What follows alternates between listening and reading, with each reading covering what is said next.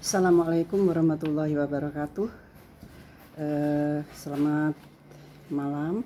Maaf ini jawabannya agak lambat karena tadi menjelang maghrib, kemudian ada masalah komunikasi. Seperti juga tadi siang kami rapat 2 jam dengan pimpinan Pasca Sarjana. Itu sampai 2 jam dan agak terputus-putus ternyata sesudah jangka waktu tertentu. Saya mencoba menjawab pertanyaan-pertanyaan yang pada umumnya pertanyaannya itu seperti meminta resep gitu ya. Padahal kalau resep itu kan harus mengetahui medannya gitu, di situ bukan semata-mata kasus-kasusnya saja ya, tetapi medannya itu seperti apa, sekolah ini berada di mana, lingkungan orang tuanya seperti apa, hubungan dengan komite sekolah seperti apa. Jadi banyak sekali hal-hal yang harus dipertimbangkan tatkala kita melihat masalah-masalah khusus yang ada di dalam tugas kita. Pertama dari Ibu Cahyani ya, Fajri, karakteristik kurikulum 2013 salah satunya adalah mengembangkan sikap spiritual, sosial, dan sebagainya. Namun pada kenyataannya sekarang banyak siswa yang melaporkan gurunya ke polisi lalu dipenjara. Saya kira kalau lapor ke polisi itu ada prosesnya Bu, tidak langsung dipenjara, ya itu kan ada sidang-sidang ya.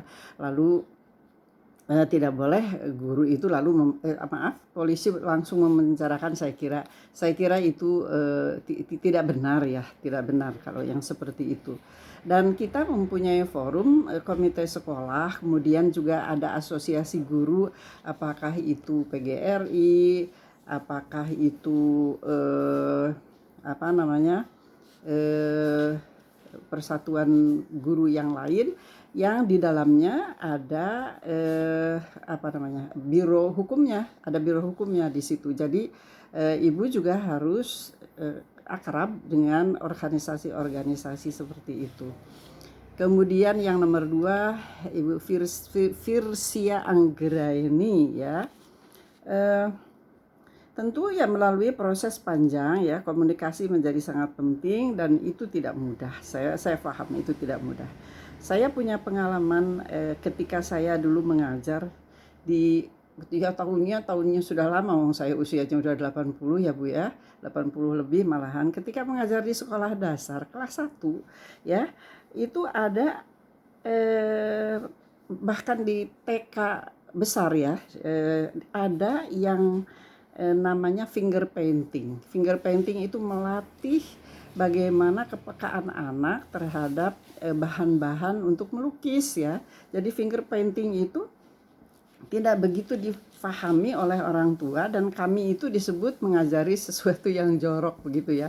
Padahal cat air yang dilukisnya dengan tidak menggunakan kuas tapi menggunakan finger, menggunakan jari gitu ya. Jadi pengalaman seperti itu memerlukan komunikasi yang intens antara guru dengan orang tua murid. Ibu Lili, hukuman dikatakan sebagai alat pendidikan untuk mendidik anak. Bagaimana sebuah hukuman kepada anak, kemudian orang tua tidak terima. Nah ini tentu ya melalui komunikasi lagi Bu, kesamaan bahasa. Pendidikan orang tua juga mempengaruhi Bu, lingkungan. Saya tidak begitu lengkap ini sekolah ini berada di lingkungan sosial seperti apa, orang tua latar belakangnya bagaimana, dan sekali lagi di dalam manajemen berbasis sekolah itu kedudukan komite itu penting loh sebetulnya. Jadi pemilihan komite haruslah orang-orang yang saya tahu itu tidak mudah, tetapi harus orang-orang yang berdiri sama jarak antara orang tua dengan guru beserta anak.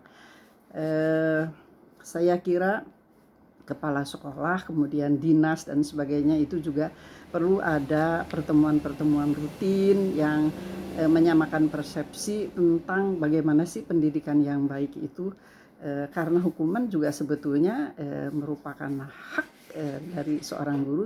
Hanya mungkin sekarang ini komunikasi dengan KPAI juga penting ya. banyak yang mengeluhkan ini, tetapi di situ juga ada Kak Seto ya, yang adalah seorang psikolog, mestinya paham gitu batas-batas mana rambu-rambu lah, bukan batas-batas, rambu-rambu. Yang namanya rambu-rambu itu kan boleh ke kiri sedikit, boleh ke kanan sedikit, tapi tidak boleh ditabrak. Nah, kira-kira seperti itulah. Kemudian Ibu Indah Ramayati, kegiatan-kegiatan yang selama ini dianggap cuci otak dan paham-paham radikal. Nah, itu Bu, dianggap pendidikan. Enggak, kalau menurut saya itu yang contoh dari demagogi. Itu contoh dari demagogi. Di dalam masyarakat Pancasila tidak boleh ada itu cuci otak untuk memaksakan kehendak supaya bentuk negara berbeda, hubungan antar lembaga-lembaga berbeda. Saya kira kita sudah punya rambu-rambu dan itu cuci otak itu bukan pendidikan, jelas itu demagogi. Pak Hasya ini Bapak Ibu sih. Maaf. Untuk yang sekarang kan beredar ya Bu, siswa dikasih tugas oleh guru terlalu banyak dilaporkan ke KPAI. Saya kira sama ini ya. Pada umumnya ya keluhan-keluhan KPAI ini. Rupanya kita perlu ada komunikasi yang intens ini dengan KPAI ini. Kebetulan salah seorang dari kami juga ada dulu dosen ya di sini yang aktif di KPAI, tetapi juga ada Ibu Retno itu adalah lulusan dari Rawamangun itu bisa dihubungi itu Bu Retno itu ya. Pak Daus salah satu alat pendidikan non ragawi, yakni hukuman. Apa kriteria hukuman yang masuk kategori sebagai alat pendidikan? Begini, saya kira hukuman itu harusnya untuk kemaslahatan anak didik, bukan pelampiasan emosi, bukan karena ingin menjadi saluran untuk melampiaskan ketidaknyamanan terhadap orang lain, tetapi kita tidak berani gitu kepada orang itu lalu menjadi sasaran pengganti. Ini yang sebetulnya tidak boleh. Jadi nawaitunya itu adalah kemaslahatan, ya, kemaslahatan anak didik. Kemudian nomor 8, sekarang bingung kalau masalah pendidikan dikaitkan dengan undang-undang. Undang-undang dulu. Ini titik-titik nggak paham saya. Tapi sekarang pendidikan ke anak didik kayak seperti ada tekanan pendidik nggak boleh terlalu menekan. Nah ini saya kira sama dan sebangun ya. Pendidik itu harus diberi kepercayaan dan pendidik juga harus ikhlas. Saya kira ada beberapa kasus di mana kesalahan persepsi akhirnya ketika dipertemukan itu ya terjadi kesepakatan. Tentu tidak mudah ya Bu ya, dan saya kan tidak tahu di lingkungan mana Ibu bertugas ya seperti itu. Tetapi rasanya mungkin 1-2 kasus ada, tetapi terbanyaknya kan ada keserasian ya Bu ya. Jadi sekali lagi ini kesamaan bahasa itu dibentuk dengan seringnya bertemu juga, baik secara formal dalam rapat-rapat maupun secara informal. Saya paham bahwa sekarang itu rasio guru dengan murid di sekolah dasar terutama di perkotaan itu luar biasa ya. Jadi ada yang 1 berbanding 34, ada yang padahal idealnya 1 berbanding 28 gitu. Kemudian Ibu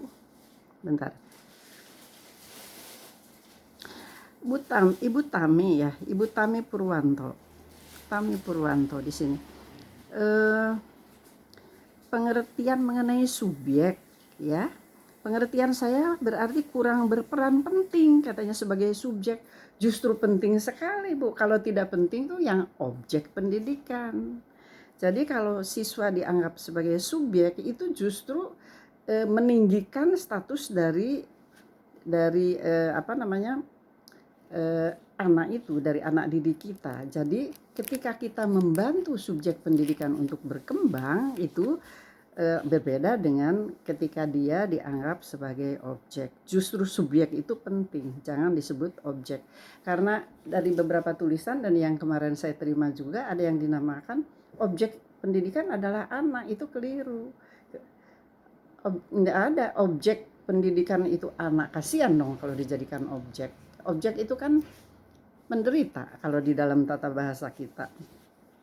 Yang Ibu Hevi ini, maaf kalau saya salah, ini ibu dan bapak itu kadang-kadang kan namanya juga agak meragukan ya. Hevi ini mestinya kan perempuan ya. Ya. Bu Tami juga mudah-mudahan kan itu Tami Purwanto itu ya perempuan ya, atau laki-laki, mohon maaf saya.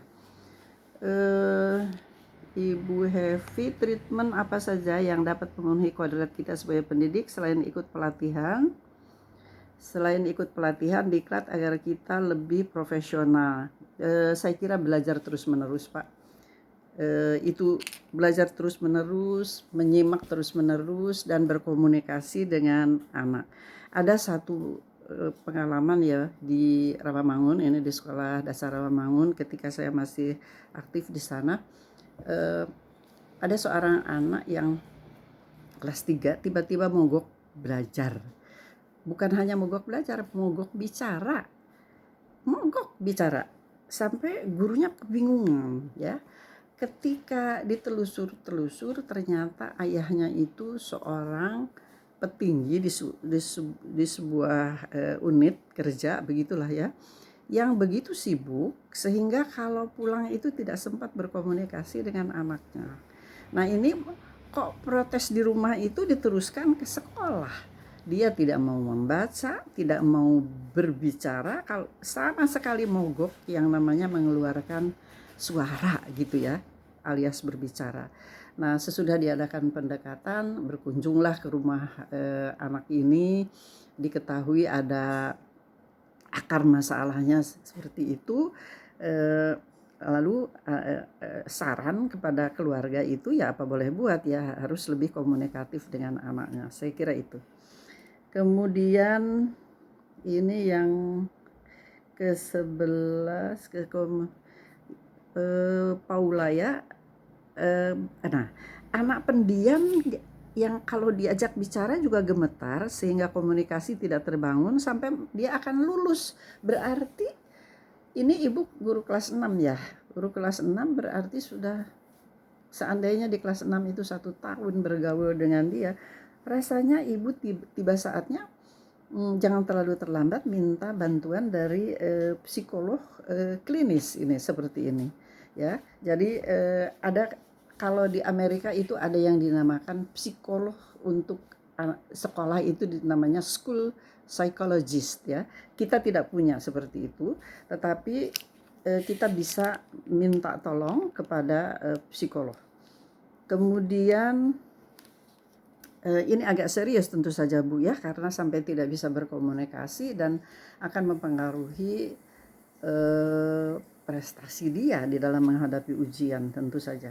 Nah sebelum meminta tolong atau bantuan psikolog, tentu harus dirundingkan juga dengan orang tuanya. Seperti tadi saya contohkan pengalaman di sekolah dasar di Rawamangun, di IKIP Rawamangun zaman itu, yaitu ada anak yang mogok berkomunikasi, tidak mau membaca, itu kelas 3 ya waktu itu.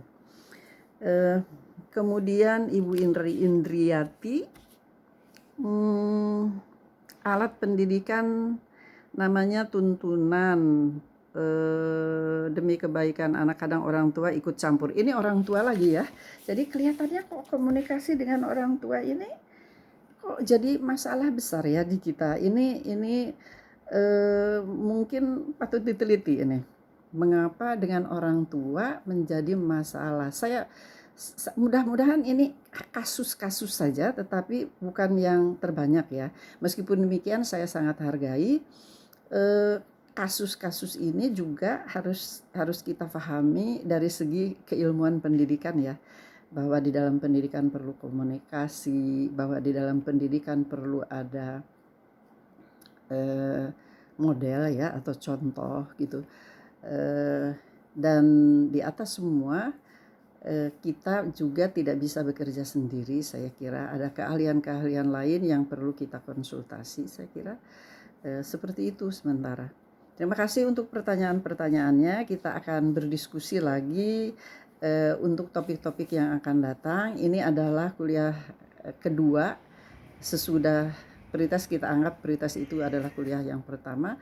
Kuliah kedua masih ada kuliah-kuliah lain, saya kira 5 kali sebelum ada tes tengah semester. Mudah-mudahan komunikasi menjadi efektif. Saya mohon maaf untuk keterlambatan ini karena ada masalah teknis.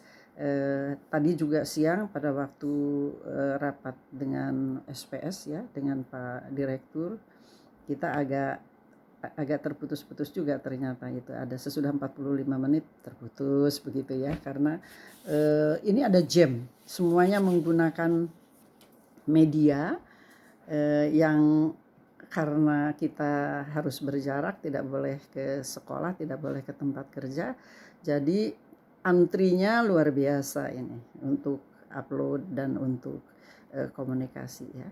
Terima kasih. Wassalamualaikum warahmatullahi wabarakatuh.